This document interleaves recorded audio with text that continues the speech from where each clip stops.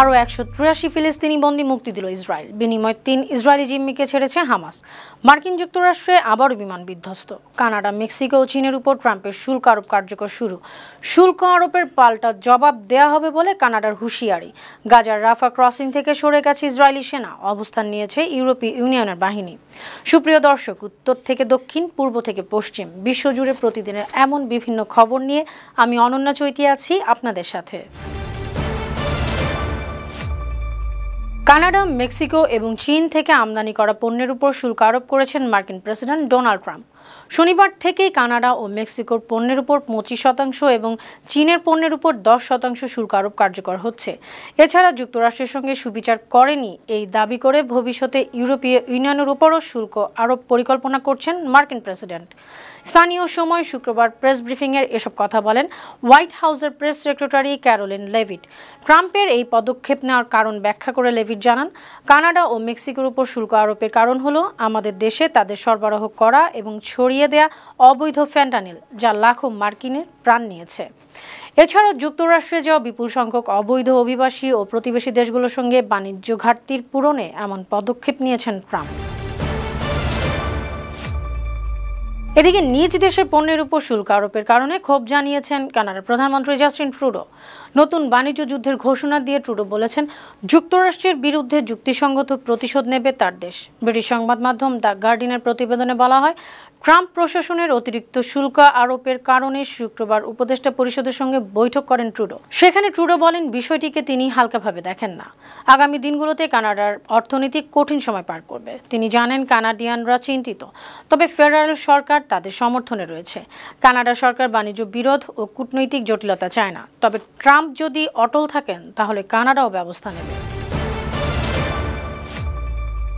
অন্যদিকে মেক্সিকোর অর্থনৈতিক সেক্রেটারি মার্সেলো এব্রার্ড বলেছেন, মেক্সিকোর ওপর ট্রাম্প প্রশাসনের অতিরিক্ত শুল্ক আরোপ কৌশলগত ভুল। শুক্রবার মেক্সিকো সিটিতে সংবাদ সম্মেলনে তিনি আরও বলেন, তিনি বুঝতে পারেন না ট্রাম্প কেন এই কৌশলগত ভুল পদক্ষেপ নিয়েছেন। তার মতে এই শুল্ক আরোপের কারণে মার্কিন জনগণের উপর বেশ প্রভাব পড়বে, কারণ মেক্সিকোর পণ্য কিনতে মার্কিন যুক্তরাষ্ট্রের লাখ লাখ পরিবারকে 20 ভাগ বেশি খরচ করতে হবে। উল্লেখ্য, মেক্সিকো আমেরিকায় গাড়ি এবং অটো যন্ত্রাংশের প্রধান সরবরাহকারী। যাত্রীবাহী বিমান ও সেনাবাহিনীর হেলিকপ্টারের সংঘর্ষে হতাহতের ঘটনার শোক কাটিয়ে ওঠার আগেই আবারও বিমান বিধ্বস্ত হল মার্কিন যুক্তরাষ্ট্রে। স্থানীয় সময় শুক্রবার সন্ধ্যায় ফিলাডেলফিয়ার রুজভেল্ট বুলেভার্ড এবং কন্টম্যান অ্যাভিনিউয়ের কাছে 2 আরোহী ও 4 পাইলট সহ একটি এয়ার অ্যাম্বুলেন্স বিধ্বস্ত হয়। মার্কিন সংবাদ মাধ্যম সিবিএস নিউজ জানিয়েছে, এয়ার অ্যাম্বুলেন্সটি ফিলাডেলফিয়া থেকে মিসৌরি অঙ্গরাজ্যের স্প্রিংফিল্ডে যাচ্ছিল। এয়ার অ্যাম্বুলেন্স পরিষেবাকারী মার্কিন সংস্থা জেট রেস্কিউ জানিয়েছে, এয়ার অ্যাম্বুলেন্সে এক শিশু রোগী, তার অভিভাবক এবং 4 জন ক্রু ছিলেন। এই দুর্ঘটনায় কারোর জীবিত থাকার বিষয়টি নিশ্চিত করতে পারেনি সংস্থাটি। যুদ্ধবিরতির চুক্তি অনুযায়ী শনিবার আরও 183 ফিলিস্তিনিকে মুক্তি দিয়েছে ইসরায়েল। কাতার ভিত্তিক সংবাদ মাধ্যম আল জাজিরা জানিয়েছে, শনিবার মুক্ত হওয়াদের মধ্যে 18 জন যাবজ্জীবন কারাভোগ করছিলেন, 54 জন দীর্ঘমেয়াদে কারাভোগ করেছেন। অন্য 11 জনকে 2023 সালের 7 অক্টোবর গাজা থেকে আটক করা হয়েছিল। এসব ফিলিস্তিনি মুক্তির বিনিময়ে 3 ইসরায়েলি জিম্মিকে ছেড়ে দিয়েছে হামাস। এই 3 জনের মধ্যে 2 জন মার্কিন নাগরিক। যুদ্ধবিরতির শর্ত অনুযায়ী প্রথম ধাপের 6 সপ্তাহের যুদ্ধবিরতিতে 33 জন ইসরায়েলি জিম্মিকে মুক্তি দেবে হামাস। বিনিময়ে 737 ফিলিস্তিনিকে ছেড়ে দেবে ইসরায়েল। গাজা ও মিশরের মধ্যবর্তী রাফাহ সীমান্ত ক্রসিং থেকে সেনাবাহিনী প্রত্যাহার করেছে ইসরায়েল। গাজার চলমান যুদ্ধবিরতি শর্ত মেনে ইসরায়েল তাদের সেনা সরিয়ে নেয়। শুক্রবার ইসরায়েল ও ইউরোপীয় ইউনিয়ন ইইউ সূত্রে এ তথ্য জানা গেছে।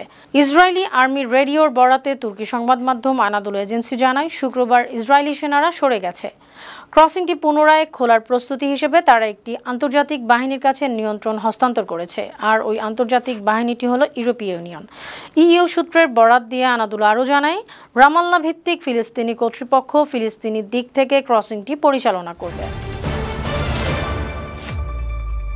এদিকে গাজা পুনর্নির্মাণ এবং সাম্প্রতিক রাজনৈতিক অবস্থান নিয়ে কাতারের প্রধানমন্ত্রী শেখ মোহাম্মদ বিন আব্দুল রহমান আল থানির সঙ্গে বৈঠক করেছেন ইরানের পররাষ্ট্রমন্ত্রী আব্বাস আরাকচি। ইরানের সংবাদ মাধ্যম তাসনিম নিউজের প্রতিবেদনে বলা হয়, রাজধানী দোহায় দুই শীর্ষ কর্মকর্তা সিরিয়ার সার্বভৌমত্ব, স্থিতিশীলতা এবং আঞ্চলিক অখণ্ডতার প্রতি সমর্থন তুলে ধরেন। বৈঠকে কাতারের সাথে সম্পর্ক শক্তিশালী করার প্রতিশ্রুতি পুনর্ব্যক্ত করা এবং গাজায় যুদ্ধবিরতির জন্য দোহার ভূমিকার প্রশংসা করেন ইরানের পররাষ্ট্রমন্ত্রী। পরে হামাসের শীর্ষ নেতাদের সঙ্গেও বৈঠক করেন ইরানের পররাষ্ট্রমন্ত্রী। সেখানে ইসরায়েলের সঙ্গে যুদ্ধবিরতি পদ্ধতি, বন্দী বিনিময় এবং ইসরায়েলের পক্ষ থেকে গাজায় মানবিক সহায়তা ও পুনর্নির্মাণ প্রচেষ্টা সহ বিভিন্ন বিষয়ে আলোচনা সমালোচনা হয়। চলমান যুদ্ধবিরতির মধ্যে লেবাননে বিমান হামলা চালিয়েছে ইসরায়েল। হামলায় হিজবুল্লাহর একটি ভূগর্ভস্থ অস্ত্র উৎপাদন কারখানা ধ্বংস হয়েছে বলে দাবি করেছে ইসরায়েলি প্রতিরক্ষা মন্ত্রণালয় IDF।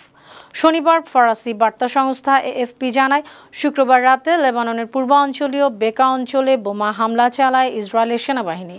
IDF বলেছে, বেকা লেবানন সিরিয়ার সীমান্তবর্তী একটি অঞ্চল। এই পথে সিরিয়ার আসাদপন্থী সশস্ত্র গোষ্ঠীগুলোকে অস্ত্র সরবরাহ করত হিজবুল্লাহ। 1 বছরেরও বেশি সময় ধরে সংঘাতের পর 2024 সালের 27 নভেম্বর লেবাননে যুদ্ধবিরতিতে সম্মত হয় ইসরায়েল। বিগত 5 দিনে আফ্রিকার দেশ কঙ্গোর পূর্বাঞ্চলে বিদ্রোহী গোষ্ঠী M23 গ্রুপের সঙ্গে লড়াইয়ে 700 জন মারা গেছেন। শুক্রবার ব্রিটিশ সংবাদ মাধ্যম BBC ও তথ্য জানিয়েছে। জাতিসংঘের মুখপাত্র স্টিফেন ডুজারিক জানান, গেল রোববার থেকে রুয়ান্ডা সমর্থিত M23 গ্রুপের সঙ্গে লড়াইয়ে গোমায় এ পর্যন্ত আহত হয়েছেন 2800 জন। ইতিমধ্যে M23 বিদ্রোহী গোষ্ঠী নর্থ কিভু প্রদেশের রাজধানী গোমা দখল করেছে।